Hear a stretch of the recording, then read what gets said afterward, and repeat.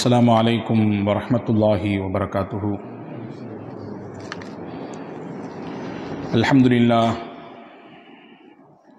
அல்ஹம்துலில்லாஹி ரப்பில் ஆலமீன் வ நுஸல்லி வ நுஸல்லிமு அலா ரசூலில் கரீம் வ அலா ஆலிஹி வ அஸ்ஹாபிஹி அஜ்மஈன். قال الله تعالى في القرآن الكريم والفرقان الحميد أعوذ بالله من الشيطان الرجيم بسم الله الرحمن الرحيم. إنما الخمر والميسر والأنصاب والأزلام رجس من عمل الشيطان فاجتنبوه لعلكم تفلحون. وقال نبينا محمد رسول الله صلى الله عليه وسلم اجتنبوا الخمر فإنها مفتاح كل شر. اللهم صل على سيدنا محمد وعلى آل سيدنا محمد وأنزله المقعد المقرب عندك يوم القيامة. எல்லாம் வல்ல அல்லாஹுவின் திருப்பெயர் போற்றி துவங்குகிறேன். அன்னலம் பெருமானார் முஹம்மது ரசூலுல்லாஹ் ஸல்லல்லாஹு அலைஹி வஸல்லம் அவர்கள் மீதும் அவர்களை பின்பற்றிய சத்திய சஹாபாக்கள், நல்லோர்கள், சுகதாக்கள், சாலிஹின்கள், குறிப்பாக இந்த ஜும்மாவின் அவைக்கு வருகை தந்திருக்கிற வர இருக்கிற எல்லா மக்களின் மீதும் எல்லாம் வல்ல அல்லாஹுவின் அன்பும் அருளும் என்றும் நிறைவாக நின்று நிலவட்டுமாக. வல்லாயின் அல்லாஹ் நம்முடைய பாவங்களை, தவறுகளை மன்னித்து அவனுடைய திருப்பொருத்தத்துக்குரிய நன்மக்களாக நம் எல்லோரையும் சேர்த்து அருள் புரிவானாக. நீண்ட ஆயுளையும் நிறைவான நற்சுகத்தையும் நமக்கும் நம் குடும்பத்தினர்களுக்கும் அல்லாஹ் தந்து அவனை நின்று வணங்கி வழிபடக்கூடிய நல்ல வாய்ப்பையும் கொடுத்து மருத்துவமனையின் அனைத்து விதமான துன்ப துயரங்களை விட்டு நம்மையும் நம் குடும்பத்தினர்களையும் சந்ததிகளையும் அல்லாஹ் பாதுகாத்து ரட்சிப்பானாக. அல்லாஹுவின் திராலயமாம் காபா ஷரீஃபையும் அன்னலம் பெருமானார் ஸல்லல்லாஹு அலைஹி வஸல்லம் அவர்களின் புனிதமான ரவுதாவையும் புனித பைத்துல் முகத்தஸையும் மீண்டும் மீண்டும் ஹஜ்ஜு உம்ரா ஜியாரா பல செய்திட வாழ்நாளில் நம் யாவருக்கும் அல்லாஹ் வாய்ப்பளிப்பானாக. உலகத்தை விட்டு மூச்சடங்கும் நேரத்திலே லா இலாஹ இல்லல்லாஹ் முஹம்மது ரசூலுல்லாஹ் என்ற கலிமாவை சொல்லி நம்முடைய ஆத்மாக்களை அல்லாஹ் கைப்பற்றி ஜன்னத்துல் ஃபிர்தௌஸ் என்ற சொர்க்கத்திலே நம்மையும் நம்மை பெற்றவர்கள், நமக்கு கல்வி தந்தவர்கள், நம் முன்னேற்றத்திற்கு காரணமாக இருந்த அத்துணை மக்களையும் அல்லாஹ் ஒன்றிணைத்து அருள் புரிவானாக. ஆமீன் யா ரப்பல் ஆலமீன். கண்ணியத்திற்கும் மரியாதைக்கும் உரிய சகோதரர்களே, அன்பிற்குரிய மூமின்களே, அல்லாஹுவின் பேரருளால் ஹஜ்ஜுக்கு சென்ற ஹாஜிமார்கள் எல்லாம் சிறப்பான முறையிலே தங்களுடைய கடமையை நிறைவேற்றியிருக்கிறார்கள். வருத்தத்திற்குரிய ஒரு செய்தி, அங்கே நிலவிக் கொண்டிருக்கக்கூடிய வெப்ப அலையின் காரணமாக 900க்கும் அதிகமான ஹாஜிகள் இறந்திருக்கிறார்கள். அதிலே நம்முடைய நாட்டைச் சேர்ந்தவர்கள் 80க்கும் அதிகமானவர்கள் என்ற தகவலும் வந்திருக்கிறது. வல்ல அல்லாஹ் அவர்களுடைய பாவங்களை பரிபூர்ணமான முறையிலே மன்னித்து அவர்கள் மீது அருள் செய்து உயர்ந்த சொர்க்கமாம் ஜன்னத்தை அவர்களுக்கு நசீபாக்குவானாக. இதுபோன்றுண்டான பேரிடர்கள் இனிமேயும் ஏற்படாமல் அல்லாஹ் யாவற்றையும், எல்லா ஹாஜிகளையும், எல்லா நாட்டு மக்களையும் அல்லாஹ் பாதுகாப்பானாக. கண்ணியத்திற்குரிய சகோதரர்களே, இஸ்லாம் பொதுவாக மனிதர்களுக்கு தீங்கு செய்யக்கூடிய காரியங்களை தடுக்கிறது, செய்ய வேண்டாம் என்று சொல்கிறது. அது தனி மனிதனுக்கு ஏற்படக்கூடிய இடராக இருந்தாலும் சரிதான், சமூகத்திற்கு ஏற்படக்கூடிய தீங்காக இருந்தாலும் சரிதான், அதை தடுத்து நிறுத்துகிறது என்பதோடு மட்டுமல்லாமல் அதனுடைய முளையவே கிள்ளி எறியச் சொல்கிறது. நமக்கு தெரியும், திருட்டு இங்கேயும் அது கிரிமினல் குற்றம், அதை செய்தவருக்கு உரிய தண்டனை உண்டு. இஸ்லாமும் அதை ரொம்பவும் தீர்க்கமாக எதிர்க்கிறது. அது பெரிய குற்றம் என்று சொல்லி இஸ்லாமிய நாடாக இருக்கும் பட்சத்திலே அதனுடைய தண்டனையே வித்தியாசமானது. காரணம், அந்த திருட்டு என்பது ஒருவரோடு முடிந்து போகக்கூடிய ஒரு தீமை அல்ல, அது ஒரு சமூக தீமை. அதனால் ஏற்படக்கூடிய பாதிப்பு சமூகத்திற்கு காலத்திற்கும் நிலைத்து நிற்கும். எனவே அதை முளையிலேயே கிள்ளிவிடக்கூடிய விதத்திலே அதற்குரிய தண்டனையை வைத்திருக்கிறது. அப்படித்தான் விபச்சாரம். நினைக்கலாம், அது ஒரு தனி மனிதர் செய்யக்கூடியதுதானே, விரும்பி நடக்கக்கூடியது தானே என்று. அப்படி அல்ல, அதன் பாதிப்பும் சமூகத்திற்கு பரவலாகிறது. அந்த ஒரு செயலால் ஒரு குடும்பம் மட்டுமல்ல, அது சார்ந்திருக்கக்கூடிய சமூகமும் பல்வேறு விதமான இடைஞ்சல்களுக்கு, இன்னல்களுக்கு ஆளாகிறது. எனவே அதை செய்ய வேண்டாம் என்று சொல்லவில்லை, செய்தால் குற்றம் என்று நிரூபித்து அதற்கான தண்டனையையும் குர்ஆன் சொன்னது. அந்த தப்பின் பக்கம் நீங்கள் நெருங்கக்கூட வேண்டாம் என்றும் அல்லாஹ் எச்சரிக்கிறான். இப்படித்தான் தனி மனிதனுடைய தீங்கையும் எதிர்க்கிறது. அதை முறைப்படி சரிபடுத்த வேண்டும், அந்த குற்றத்தை செய்தவருக்கு உரிய தண்டனை தரப்பட வேண்டும் என்று சொல்லுகிறது. சமூக தீமையாகவும் மாறக்கூடிய விஷயங்களையும் இஸ்லாம் அழுத்தமாக கண்டிக்கிறது. அப்படி இஸ்லாம் கண்டித்த ஒன்றுதான் மது என்பது. அது ஒரு சமூக தீமை, குடிப்பவரோடு முடிந்து போகக்கூடிய விஷயம் அல்ல. அதனால் ஏற்படக்கூடிய பாதிப்பு அது சமூகத்தை வந்தடையும். பல்வேறு விதமான பாதிப்புகளை சமூகம் சுமக்க வேண்டிய சூழல் ஏற்படும். அவரோடு மட்டுமல்ல, அவர் குடும்பத்தோடு மட்டுமல்ல, அவரை சார்ந்திருக்கக்கூடியவர்கள், அவருடைய பகுதியில் வசிக்கக்கூடியவர்கள், அவரோடு பயணிக்கக்கூடியவர்கள் என்று அந்த தீமையின் வரிசை நீண்டு கொண்டே போகிறது. எனவேதான் அதை வன்மையாக கண்டிக்கிறது இஸ்லாம். இன்று வரை நபிகள் பெருமானா ஸல்லல்லாஹு அலைஹி வஸல்லம் அன்னவர்களுக்கு அன்று கொடுக்கப்பட்ட அந்த உத்தரவு, வேண்டாம், விலக்கிக் கொள்ளுங்கள், உங்கள் சமூகத்திற்கு சொல்லுங்கள் என்று, இன்று வரை முஸ்லிம் சமூகம் அதை தன்னுடைய சிரம் தாழ்ந்து எடுத்து அதை பின்பற்றி கொண்டிருக்கிறது. உலகத்தில் பெரும் பகுதி முஸ்லிம்கள். ஹஜ்ரத் சய்யிதுனா உமர் ரலியல்லாஹு அன்ஹு அவர்களின் ஆட்சி காலம், உமர் ரலியல்லாஹு அன்ஹு அவர்கள் பறந்து விரிந்துபட்ட பகுதிகளுக்கு ஆட்சி செய்தவர்கள், ஜனாதிபதியாக இருந்தவர்கள்.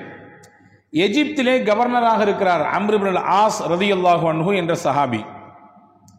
உமர் ரலியல்லாஹுடைய மகனார் எகிப்திலே இருக்கிறார். இருக்கும் நேரத்திலே இந்த தப்பை செய்து விட்டார். என்ன தப்பு? மது குறித்து விட்டார். உடனே அம்ர் இப்னு ஆஸ் ரலியல்லாஹு அன்ஹு, அங்கே அவர்தான் ஆளுநர், அவருடைய பொறுப்பின் கீழ் தான் அந்த நாட்டு நிர்வாகம் நடந்து கொண்டிருக்கிறது. ஜனாதிபதியுடைய மகனாக இருந்தாலும் குற்றம் செய்துவிட்டால் தண்டனையில் எந்த பாரபட்சமும் கிடையாது. இவர் பொறுப்பாளர், இவர் ஒரு பெரிய உயர்ந்த பதவியில் இருக்கிறார், எனவே தப்பு பண்ணிட்டாரு, கொஞ்சம் தட்டி விட்டுறலாம் அல்லது கொஞ்சம் மூடி மறைச்சிடலாம் என்பதெல்லாம் இஸ்லாம் எங்கேயும் யாருக்கும் அனுமதி கொடுக்கவில்லை. சொல்ல போனால் நபிகள் ஸல்லல்லாஹு அலைஹி வஸல்லமின் கடினமான வார்த்தையை நாம் கவனிக்கிறோம். உங்களுக்கு முன் உண்டான சமுதாயம் அழிந்து போனதற்கு காரணமே அவரில் வசதி படைத்தவர் தப்பு செய்தால் மூடி மறைத்து விடுவார்கள், வசதி இல்லாதவர் பின்தங்கி இருக்கக்கூடிய ஒருவர் தவறு செய்துவிட்டால் அவரை பிடித்து விடுவார்கள், தண்டிப்பார்கள். இப்படியான சூழல் முன்னால் உள்ள காலத்தில் இருந்ததினாலேதான் அல்லாஹ் அந்த சமூகத்தை மொத்தமாக அழித்தான் என்று பெருமானார் ஸல்லல்லாஹு அலைஹி வஸல்லம் சொல்வார்கள். ஜனாதிபதி மகனாக இருந்தாலும் தண்டனை நிறைவேற்றப்பட வேண்டும் என்பதிலே உறுதியாக இருந்தார் ஆளுநர் அம்ர் இப்னு ஆஸ் ரலியல்லாஹு அன்ஹு. அவரை கூப்பிட்டாங்க. அவர் பேர் அப்துர் ரஹ்மான். கூப்பிட்டு உரிய தண்டனையை கொடுத்தார்கள். தண்டனை நிறைவேற்றப்பட்டு விட்டது. அதாவது சவுக்கால் அடிக்க வேண்டும், 80 கசையடிகள் கொடுக்க வேண்டும், கொடுத்தாகிவிட்டது. அது செய்தி எப்படியோ காத்தில் பறந்து ஹஜ்ரத் உமர் ரலியல்லாஹு அன்ஹு காதுகளுக்கு வந்தது. ஆனால் தண்டனை நிறைவேற்றப்பட்டது. அம்ர் இப்னு ஆஸினுடைய கவனத்தோடு அது நின்று விட்டது. ஒரு 4 சுவத்திற்கு மத்தியிலே வைத்து அந்த தண்டனை கொடுக்கப்பட்டிருக்கிறது. உமர் ரலியல்லாஹு விசாரிச்சு ஆளுநருக்கு கடிதம் போட்டாங்க, அந்த தப்பு பண்ணவர் என் புள்ள, அவரை அனுப்பி வைங்க மதீனாக்குன்னாங்க. மதீனாவுக்கு வந்தவுடன் ஹஜ்ரத் உமர் ரலியல்லாஹு அன்ஹு மக்கள் கூடும் இடத்தில் தன்னுடைய மகனை கொண்டு நிப்பாட்டி, இவர் இந்த ஊரில் இந்த தப்பு செய்திருக்கிறார், மது குடித்திருக்கிறார், இவருக்கு தண்டனை 80 கசையடிகள் கொடுக்க வேண்டும். ஆனால் ஏற்கனவே நிறைவேற்றப்பட்டு விட்டது என்று நான் அதை கடந்து விட மாட்டேன். காரணம், மக்கள் மன்றத்தில் அந்த குற்றத்திற்கு தண்டனை கொடுக்கப்படவில்லை, இப்பொழுது நான் அதை நிறைவேற்றுகிறேன் என்று சொல்லி மக்கள் கூடும் இடத்தில் வைத்து அவருக்கான தண்டனை நிறைவேற்றப்பட்டது என்பதாக வரலாற்றில் ஒரு செய்தி இருக்கிறது. ஏன் இந்த அளவிற்கு இதிலே அழுத்தமான ஈடுபாடு என்றால், இந்த குற்றம் என்பது பெருங்குற்றம். நபிகள் பெருமானார் ஸல்லல்லாஹு அலைஹி வஸல்லம் சொல்வார்கள், இஜ்தனிபு அல் ஹம்ர, மது குடிப்பதை நீங்கள் தவிர்த்து கொள்ளுங்கள். காரணம், வ இன்னஹு ரஅசு குல்லி ஹதீஆ, எல்லா பாவத்திற்கும் தலை அதுதான். இன்னொரு ஹதீஸினுடைய அறிவிப்பிலே வந்திருக்கிறது, வ இன்னஹா மிஃப்தாஹு குல்லி ஷர், எல்லா தீமைக்கும் சாவி திறவுகோல் அதுதான், எனவே அதை நீங்கள் தவிர்த்து கொள்ளுங்கள் என்று பெருமானார் ஸல்லல்லாஹு அலைஹி வஸல்லம் சொன்ன வார்த்தையின் மீது இருந்த அந்த நம்பிக்கை, அதை செயல்படுத்த வேண்டும் என்பதன் மீது இருந்த ஆர்வம், அக்கறை ஹஜ்ரத் சய்யிதுனா உமர் ரலியல்லாஹு அன்ஹு அவர்களை அப்படி செய்ய சொன்னது. அவருக்கு கொடுக்கக்கூடிய தண்டனையை வைத்து அவருக்கான பாடம் மட்டுமல்ல, அடுத்து வரக்கூடியவர் யாரும் அந்த குற்றத்தை செய்துவிடக் கூடாது என்பதற்கான ஒரு விஷயத்தை ஹஜ்ரத் சையதுனா உமர் ரலியல்லாஹு அன்ஹு சொல்லி தந்ததை நிறைவேற்றி காட்டியதை நாம் பார்க்கிறோம். ஆனால் அன்பு பெருமக்களே, இன்றைய காலச்சூழலிலே மது என்பது சர்வசாதாரணமாக பயன்படுத்தப்படக்கூடிய ஒன்றாக மாறி போயிருக்கிறது. பள்ளி கல்லூரிகளில் படிக்கக்கூடிய பிள்ளைகள் பயன்படுத்துகிறார்கள், அதற்கு அடிமையாக இருக்கிறார்கள். ஆண் பிள்ளைகள் என்பது மட்டுமில்லாமல் பெண் பிள்ளைகள் அதற்கு அடிக்ட் ஆகியிருக்கிறார்கள். முன்பெல்லாம் 30 வயதிற்கு மேலேதான் குடிப்பார்கள், அந்த குடிக்கு அடிமையாகுவார்கள் என்ற காலம் மாறி இன்னைக்கு 12-13 வயசுலேயே பாட்டில தூக்கக்கூடிய சூழல் உருவாகி இருக்கிறது. காலை பகல் இரவு என்ற எந்த வித்தியாசமும் இல்லாமல் 9 மணிக்கு ஒருவர் வேலைக்கு வருகிறார், வருகிற பொழுதே நாற்றம் எடுக்கிறது அவருடைய வாயிலிருந்து, உள்ளே கொஞ்சத்தை ஊத்தி விட்டு தான் வேலைக்கே வருகிறார். பகல் இரவு காலை என்ற எந்த வித்தியாசமும் இல்லாத ஒரு சூழல். படித்தவர், பாமரர், கல்வியாளர், சாதாரண இடைத்தட்டு மக்கள், சாமானியர்கள் என்ற எந்த வித்தியாசமும் இல்லாமல் எல்லா தரப்பும் குடிக்கு அடிமையாக இருப்பதை பார்க்கிறோம். இந்த சூழலில் தான் இதனுடைய பயங்கரமும் இதனுடைய ஆபத்தும் சமூகம் எந்த அளவுக்கு உள்வாங்கி உணர்ந்து கொள்ள வேண்டும் என்பதை குறித்து நாம் தெரிந்து கொள்ள இருக்கிறோம்.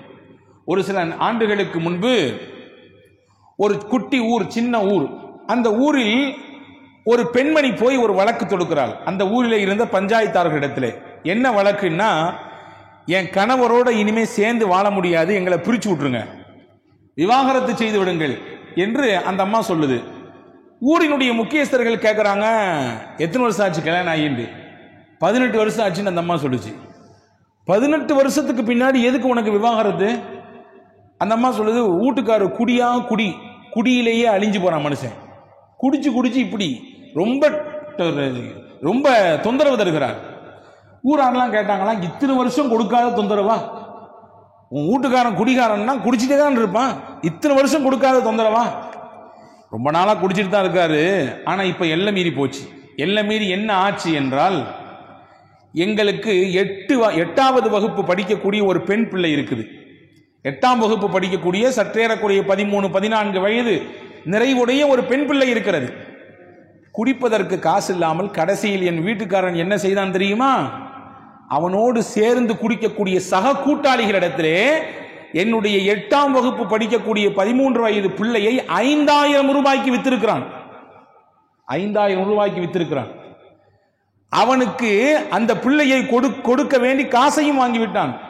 மனசு கேட்காமல் அவனோடு இருந்த அந்த குடிகாரன் மனதில் ஓரத்தில் இருந்த ஈரம் என்னிடத்தில் வந்து சொல்லிவிட்டார். அவர், இனிமேல் இவரோடு வாழ்வதற்கு என்னால் முடியாது, எங்களை விட்டுவிடுங்கள் என்று சொன்ன செய்தி எவ்வளவு பெரிய அதிர்ச்சிக்குண்டான செய்தி.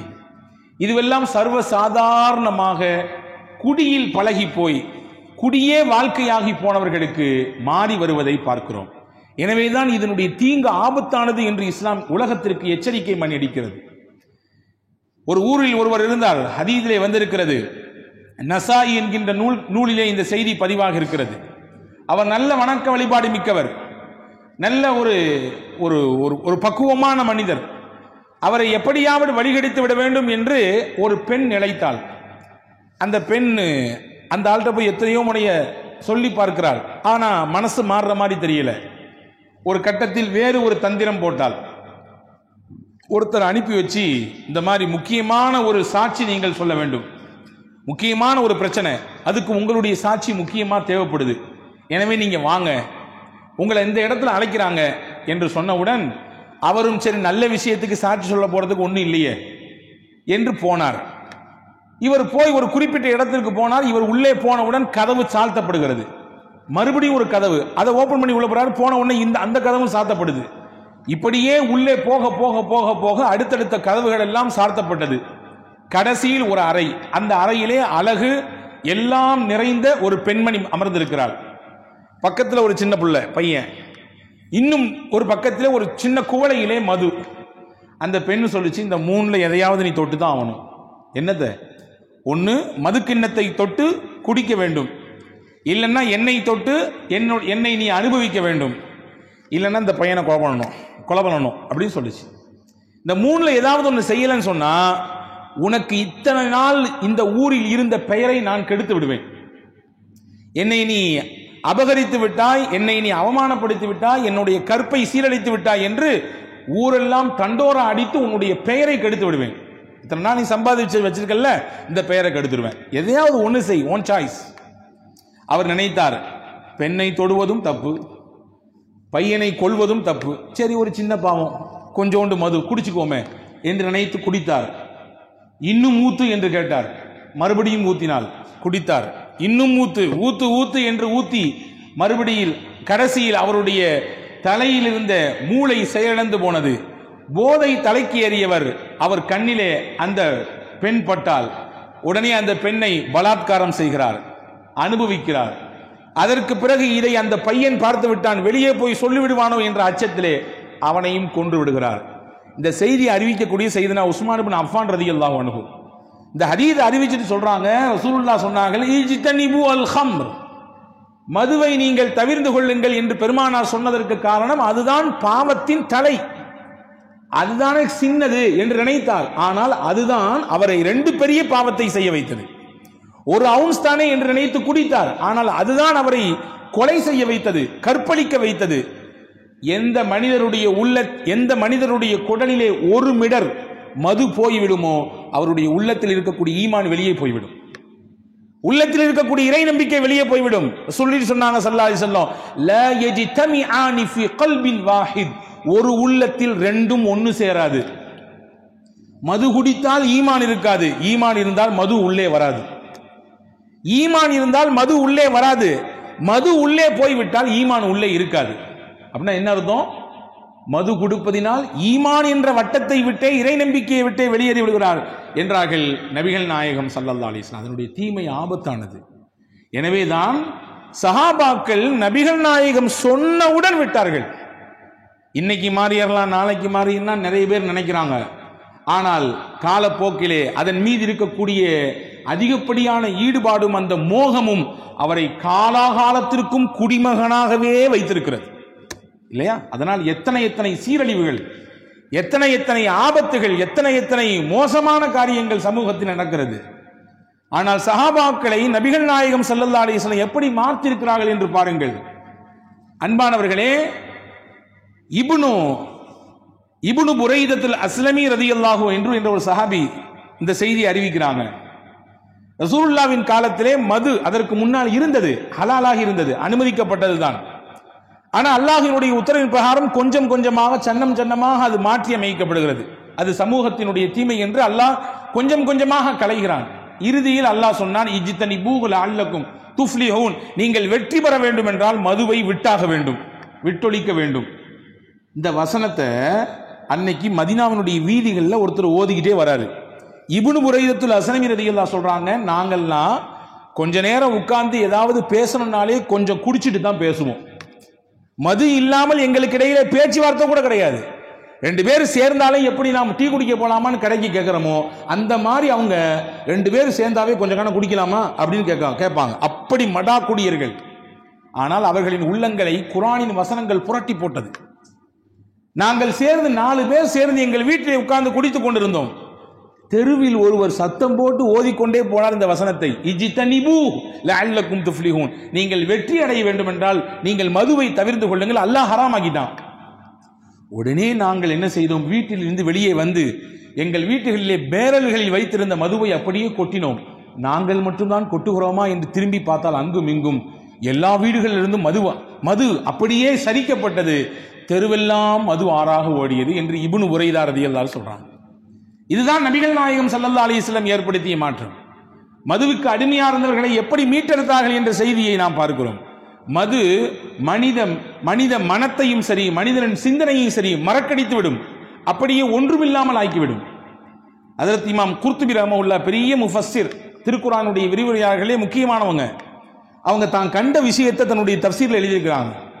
ஒருத்தர் மது குடிச்சு மயங்கி கிடந்தவர் எந்த அளவுக்கு புத்தி பேதலித்து போய்விடுகிறது என்று பாருங்கள். தான் இருந்த சிறுநீரையே ஒரு கப்பில் பிடித்துக் கொண்டு அதை வைத்தே கையும் காலையும் கழுகுகிறார். கையையும் காலையும் கழுகிவிட்டு இறுதியிலே ஒது செய்து முடித்தவுடன் ஒரு துவா ஓதுவோம். அல்லாஹும்ம ஜஅல்னி மினத் தவ்வாபீன் வஜஅல்னி மினல் முத்தத்தஹிரீன். யா அல்லாஹ், என்னை பாவத்தை விட்டு தௌபா செய்தவர்களின் கூட்டத்திலே சேர்த்துக்கொள், சுத்தமானவர்களின் கூட்டத்திலே சேர்த்துக்கொள் என்பதுதான் இதனுடைய பொருள். இவர் தான் இருந்த சிறுநீரை எடுத்துக்கொண்டு அது தண்ணீர் என்று நினைத்துக் கொண்டு கையும் காலையும் ஊற்றி முகத்தை கழுவிவிட்டு இந்த துவாவை படித்துக் கொண்டிருக்கிறார். இதுதான் மது குடித்தால் மதி இழந்து விடுவார் என்பதின் வெளிப்பாடு என்று ஹஜரத் இமாம் குர்துபி ரஹ்மத்துல்லாஹ் சொல்லக்கூடிய செய்தியை நாம் பார்க்கிறோம். எனவேதான் நபிகள் நாயகம் ஸல்லல்லாஹு அலைஹி வஸல்லம் மதுவோடு தொடர்புடைய எல்லாருக்கும் இறைவனின் சாபம் உண்டாகட்டும் என்று பிரார்த்தித்தார்கள். ரசூலுல்லாஹ் சும்மாலாம் கையேந்தி யாருக்கு எதிராக பத்துவா செய்ததாக நிறைய இடங்களில் பார்க்க முடியவில்லை, ஒரு சில இடங்களை தவிர்த்து. அந்த ஒரு சில இடங்களில் முக்கியமானது மது சம்பந்தமாக வரக்கூடியது. ரசூலுல்லாஹ் பிரார்த்தித்தார்கள், அவர்களுக்கு எதிராக கையேந்தினார்கள்.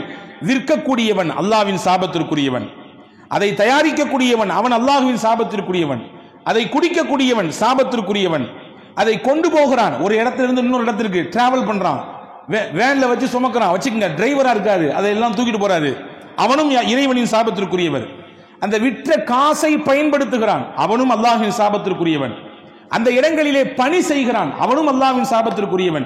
ஒன்னும் இல்ல, ஒரு வீட்டில் முதலாளிமார்கள்லாம் குடிக்கிறாங்க, அங்க வேலை பார்க்கக்கூடிய தொழிலாளி, அங்க கூலிக்கு காசுக்கு வேலை செய்யக்கூடியவர் குடிக்கவில்லை, அவர்கள் குடிப்பதற்காக வேண்டி போத்தல்ல இருந்து ஊத்தி ஊத்தி கொடுக்கிறாரு. ரசூலுல்லாஹ் சொன்னாங்க, இந்த பரிமாறக்கூடிய வேலை செய்பவன் இவனும் சாபத்திற்குரியவன். குடிப்பவன், குடியோடு தொடர்புடைய எல்லாம் சாபத்திற்குரியது என்று பெருமானார் ஸல்லல்லாஹு அலைஹி வஸல்லம் சொன்னதிலிருந்து நமக்கான செய்தி என்னன்னா, இது எவ்வளவு ஆபத்தானது, எவ்வளவு தூரம் சமூகம் கையில் எடுத்து அந்த தீமையை உடனே கைவிட வேண்டியது என்பதை நம்மால் புரிந்து கொள்ள முடிகிறது. பூரண மது விலக்கு அரசியலமைப்பு சட்டப்பிரிவு 47 பிரகாரம் இந்திய மக்களுக்கு செழிப்பான ஒரு உயர்ந்த வாழ்க்கை தரத்தை கொடுப்பதோடு மட்டுமல்லாமல் பூரண மது விலக்கை சாத்தியப்படுத்த வேண்டும் என்று வலியுறுத்துகிறது அரசியலமைப்பு சட்டப்பிரிவு எண் 47. ஆனால் நடப்பது என்ன? மாற்ற முடிந்ததா? மாற்ற முடிந்திருக்கிறதா? பூரண மதுவிலக்கை கொண்டு வர முடிந்திருக்கிறதா? ஆனால் நபிகள் நாயகம் ஸல்லல்லாஹு அலைஹி வஸல்லம் 10 ஆண்டு காலத்திலே மாற்றி காண்பித்தார்களே, அதனால் ஏற்படக்கூடிய விளைவுகளை சொல்லி தந்தார்களே. எனவேதானே இன்னைக்கு வரை முஸ்லிம் உம்மத் அதை பின்பற்றுது பெரும்பகுதியான மக்கள். உங்க எல்லாத்துக்கும் தெரியும் நினைக்கிறேன், இந்த வீடியோ ரொம்ப வைரலாச்சு. இங்கிலாந்தினுடைய கிரிக்கெட் வீரர்களில் ஒருவர் மொயின் அலி, அவர் பெயர். கடந்த வருடம் 2020 வேர்ல்டு கப்பினுடைய ஃபைனல் அவங்க அந்த டீம் ஜெயிச்சிருக்கு. ஜெயிச்சு முடிச்ச உடனே பொதுவாகவே விளையாட்டு வீரர்கள் தங்களுடைய கொண்டாட்டத்தை கொண்டாடுவதற்கு மது பாட்டில்களை நல்ல பீச்சி அடிச்சுட்டு அதனுடைய அந்த நுரையோடு வெளியே வரக்கூடியதை வைத்து தங்க மேல ஒருவருக்கு மேல ஒருத்தங்க அடிச்சுக்குவாங்க. இதெல்லாம் விளையாட்டினுடைய இறுதியில் தங்களுக்கு வெற்றி விழா கொண்டாடும் பொழுது நடக்கக்கூடிய விஷயங்கள். அப்படி அடிக்கக்கூடிய ஒரு சூழல்.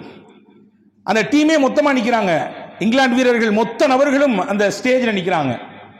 அந்த குறிப்பிட்ட நேரம் மதுவை வைத்து விளையாட போகிறார்கள் என்ற நேரம் வந்தவுடன் மொயின் அலி எந்திரிச்சு அவரும் அவரோட கூட இருந்த இன்னொரு சக வீரர் ஆதில் என்று சொல்லக்கூடிய அவரையும் 2 பேரையும் கூட்டு வெளியே போயிறாரு. இது ஒரு செய்தி. இந்த தமிழ்நாட்டில் இருக்கக்கூடிய ஒரு இந்த பேரில் இருக்கக்கூடிய ஒரு அணி சிஎஸ்கே என்று ஒரு அணி இருந்தது. அந்த அணிக்காக வேண்டி விளையாட வருகிறார் இதே மொயின் அலி. நல்ல பார்ப்பதற்கே நல்ல இஸ்லாமிய தோற்றத்தில் இருக்கக்கூடியவர். அவர் புகழ் பாடுகிற இடம் அல்ல, நான் வெளிப்படுத்துகிறேன். இங்கே சிஎஸ்கேவினுடைய ஜெர்சி, அதாவது அவங்க போட்டிருக்கக்கூடிய டிஷர்ட், அந்த டிஷர்ட்ல பல கம்பெனிகளுடைய ஸ்பான்சர்ஸ் ஃபுல்லா அந்த லோகோவாக பதிவாகி இருக்கும். அந்த லோகோல ஒரு லோகோ மது விற்பனை செய்யக்கூடிய நிறுவனத்தின் லோகோ. ஏதோ எவனோ ஒருத்தன் எங்கேயோ ஏதோ நாட்டில் செய்யக்கூடிய அந்த மது விற்பனையாளர்களின் அந்த கம்பெனியினுடைய லோகோ அந்த டிஷர்ட்ல பதியப்பட்டிருக்கு. நான் போட மாட்டேன், இந்த டிஷர்ட் நான் போட வேண்டிய அவசியம் இல்லை. நான் விளையாடுவது என்னுடைய சுய விருப்பமாக இருந்தாலும் நான் இதை போட்டுக்கொண்டு விளையாடுவது ஒரு மது நிறுவனத்திற்கு ஆதரவு தெரிவிப்பதை போன்ற அர்த்தம். நான் போட மாட்டேன், அந்த லோகோவை தூக்குனாதான் போடுவேன் என்று சொன்னதாக நாம் பார்க்கிறோம், அதை புரிந்து கொள்கிறோம். இது எதன் வெளிப்பாடு? ஈமானின் வெளிப்பாடு. ஒரு ஈமானுள்ள மனிதர் நிச்சயமாக எந்த கட்டத்திலும் மதுவிற்கு ஆதரவாக நின்றுவிட மாட்டார் என்பதனுடைய வெளிப்பாடு. அன்பு சகோதரர்களே, இன்றைய காலகட்டத்தில் தலைகீழாக மாறி போயிருக்கிறது. முஸ்லிம் அல்லாதவர்கள், சகோதர சமயத்தைச் சேர்ந்த பலர் குடிக்கிறார்கள், அது வேறுபுறம். ஆனால் இஸ்லாமிய வட்டத்தில் இருப்பவர்களே அதற்கு அடிமையாகி பல நபர்கள் இருக்கிறார்கள் என்பது எவ்வளவு வேதனைக்குரியது, எவ்வளவு தூரம் கவலைப்பட வேண்டியது. தமிழ்நாட்டில் வருஷா வருஷம் பல வரவுகள் வருகிறது, இந்தந்த துறையிலிருந்து இவ்வளவு வரவுன்னு. கடந்த 2022-23 மட்டும் மதுவின் மூலமாக அரசுக்கு கிடைத்த வருமானம் நீங்கள் கேட்டால் ஆச்சரியப்படுவீர்கள். 44,000 கோடி, 44,000 கோடி டாஸ்மாகிலிருந்து வருமானம். போன வருஷம், ஒரு வருஷத்துக்கு முன்னாடி 2021-22 அதிலே கிடைத்த வருமானம் 36,000 கோடி. இப்போ ஒரு வருஷ கேப்ல இடைவெளியில சுமார் 8,000 கோடி அதிகரித்திருக்கிறது மதுவினால் கிடைக்கக்கூடிய வருமானம். அப்படின்னா என்ன அர்த்தம்? 8,000 கோடிக்கு குடிக்கிற அளவுக்கு மது பிரியர்கள் கூடி இருக்கிறார்கள் அல்லது அதிகரித்திருக்கிறார்கள், புதுசா என்ட்ரியா இருக்காங்க இல்லையா? அன்புக்குரியவர்களே, எனவேதான் இதனுடைய ஆபத்தை உலகத்திற்கு சொல்ல வேண்டிய தேவையும் அவசியம் இருக்கிறது. ஒரு காலம் இருந்தது, கள்ளுக்கடைகள் எல்லாம் ஊருக்கு வெளியில இருக்கும். உங்களுக்கு எல்லாம் தெரியும், நாமெல்லாம் பார்த்துருப்போம் கிராமப்புறங்கள்ல. ஊருக்கு வெளியில தான் கள்ளுக்கடையே இருக்கும். அந்த பக்கமா நடமாடுறது கூட அவமானமா நினைச்சாங்க. அந்த பக்கமா யாராவது பள்ளிக்கூடத்துக்கு முன்ன பின்ன வேற வழியா அங்க போனா வீட்டில் இருக்கக்கூடிய பெரியவர்கள் திட்டுவார்கள், அந்த வழியா நீ ஏன் போன, அங்கிட்டு ஏன் போன, அங்க நடமாடக்கூடாது என்று சொல்வார்கள். குடித்து விட்டாலும் கூட, நிர்பந்தமாக சிலர்கள் ஏதாவது கொஞ்சம் வாயில ஊத்திட்டாலும் கூட பயந்து கொண்டே பதறிக்கொண்டே வீட்டுக்கு வருபவர்களாம் கூட உண்டு. ஆனா இன்னைக்கு எப்படி மாறிடுச்சு? குடி என்பது ஒரு சோர்ஷியல், அது சமூகத்தினுடைய முக்கியமான ஒரு விஷயம், அது ஒரு அங்கீகாரம் பெற்றதாக மாறி போயிருக்கிறது. இவங்க வீட்டுக்காரர் ரொம்பலாம் குடிக்க மாட்டாரு, அவர் ஒரு சோசியல் ட்ரிங்கர் என்று பெண்கள் அனுமதித்து அதை ஆதரிக்கக்கூடிய நிலைக்கு சமுதாயம் தள்ளப்பட்டிருக்கிறது.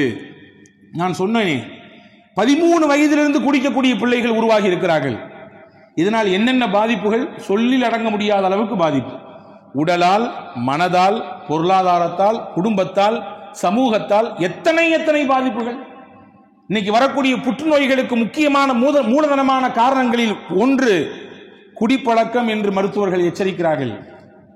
குடியினால் ஏற்படக்கூடிய பாதிப்பிலே லிவர், கல்லீரல் கெட்டு போய் விடுகிறது. அல்லாஹ் வைத்திருக்கக்கூடிய அமைப்பு, நம்முடைய இருதயத்தில் கூட ஏதாவது ஒரு பாதிப்பு என்றால் ஸ்டெண்ட் வச்சு நம்மளை கொஞ்சம் என்ன செஞ்சுக்கலாம், புதுப்பிச்சுக்கலாம். ஆனால் கல்லீரல் கெட்டு போனால் அது புதுப்பிக்கலாம் முடியாது, அவ்வளவுதான், முடிஞ்சிருச்சு, வேற மாத்தணும். எளிதில் கிடைக்குமா? முடியாது. அப்படியான உடலுக்கு கோளாறை ஏற்படுத்தக்கூடிய, ஆரோக்கியத்திற்கு கேடை ஏற்படுத்தக்கூடிய விஷயங்களை இன்னைக்கு சர்வசாதாரணமாக சமூகம் கடந்து போய்கொண்டே இருக்கிறது. ஜாலியாக தொடங்கக்கூடிய ஒரு விஷயம் தானே, நண்பர்கள் எல்லாம் கூடினாலே இன்றைக்கு பார்கள் இல்லாமல் கூடுவதில்லை என்ற ஒரு கலாச்சாரம் உருவாகி இருக்கிறது. காணொளிகளில் அல்லது திரைப்படங்களில் நண்பர்கள் கூடும் இடத்தை காட்டும் பொழுதே அவன் பாரை தான் காட்டுகிறான், அங்கே நடக்கக்கூடிய கூத்தை தான் காட்டுகிறான். குடிக்கக்கூடிய அந்த விஷயம்தான் ஒரு சமுதாயத்தினுடைய ஒரு அங்கீகாரம் பெற்ற விஷயமாக மாறி இருப்பதை திரும்பவும் திரும்பவும் வளர்ந்து கொண்டிருக்கக்கூடிய சமுதாயங்களின் பார்வைக்கு சென்று கொண்டே இருக்கிறது. இது எவ்வளவு ஆபத்தான விஷயம். உலகத்திலேயே இந்தியாவில் தான் இளம் வயது குடிகாரர்கள் அதிகமாக இருக்கிறார்கள் என்று ஒரு புள்ளி விவரம் சொல்கிறது.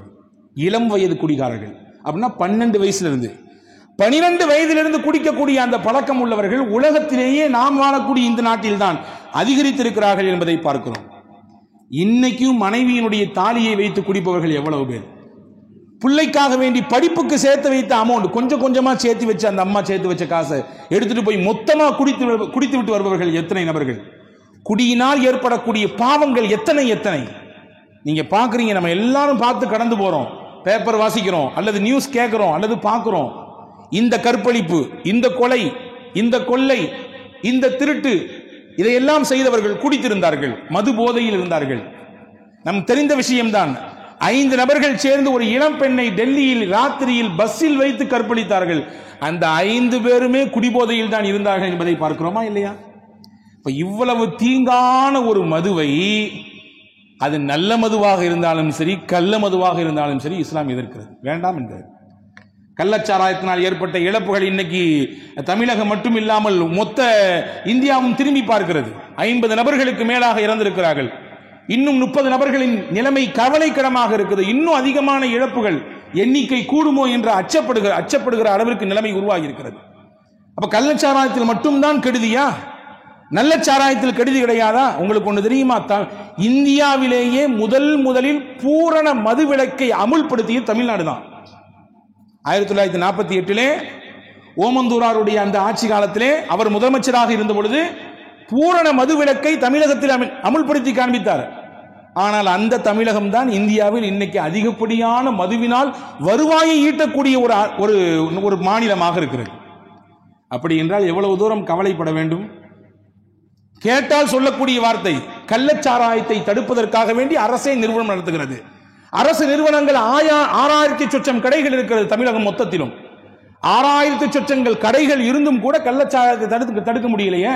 இப்ப எங்கே ஏற்படுகிறது கோளாறு? மக்கள் மனங்களில் எப்படியான மாற்றத்தை கொண்டு வந்து சேர்ப்பது, அதற்கான விஷயங்கள் என்ன என்பதை யோசிக்க வேண்டிய, பொறுப்புடன் அக்கறையுடன் சமுதாயத்தை அணுக வேண்டிய தேவை இருக்கிறது இல்லையா? மகள் எது மனைவி எது என்று தெரியாமல் எத்தனை கேசுகள் நடந்திருக்கிறது தெரியுமா? மதுவினால். மது குடித்து வந்து மயக்கத்தோடு வீட்டுக்குள்ளே வருகிறான்.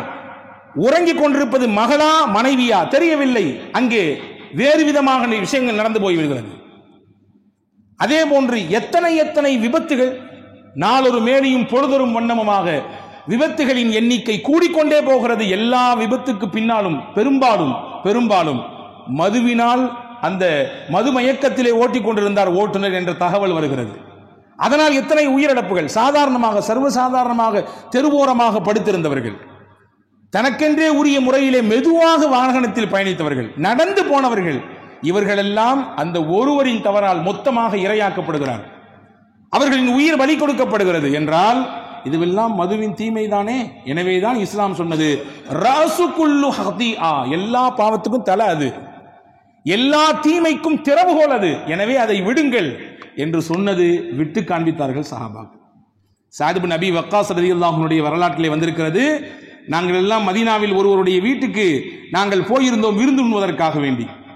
அந்த நேரத்தில் மது என்பது ஆகமாக்கப்பட்டிருந்தது.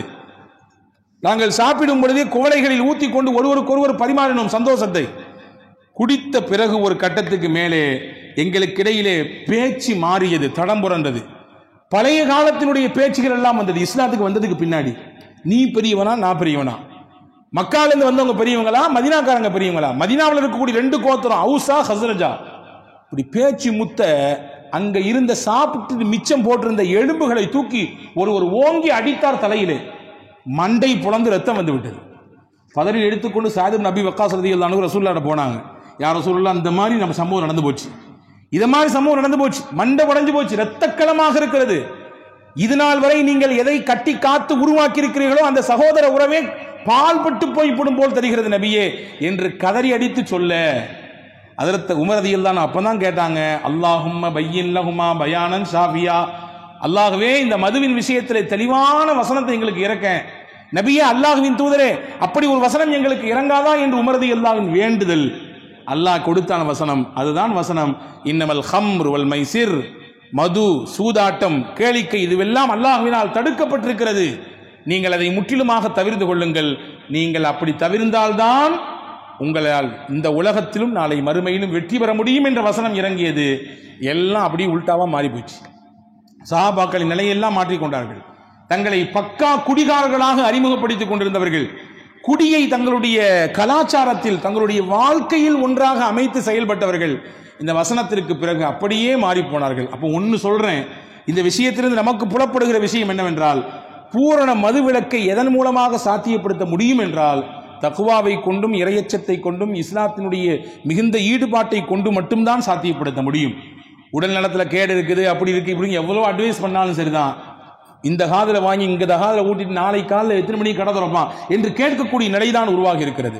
இப்போ இந்த விஷயத்தை எல்லா மக்களுக்குமான செய்தியாய் கொண்டு போய் சேர்க்க வேண்டிய கடமையும் பொறுப்பும் இருக்கிறது. அது ஒரு சமூக தீமை, அதனால் ஏற்படக்கூடிய பாதிப்புகள் எண்ணிலடங்காதது, அதனால் இன்னென்ன பிரச்சனைகள் உருவாகிறது, அதனால் சமூகம் இவ்வளவு பெரிய தலைக்குனிவை சந்திக்கக்கூடிய சூழல் உருவாகி இருக்கிறது என்பதை இஸ்லாமிய அந்த புரிதலோடு எல்லா மக்களுக்கும் கடத்துகிற பொழுது நிச்சயமாக ஒரு மாற்றத்தை உருவாக்க முடியும்.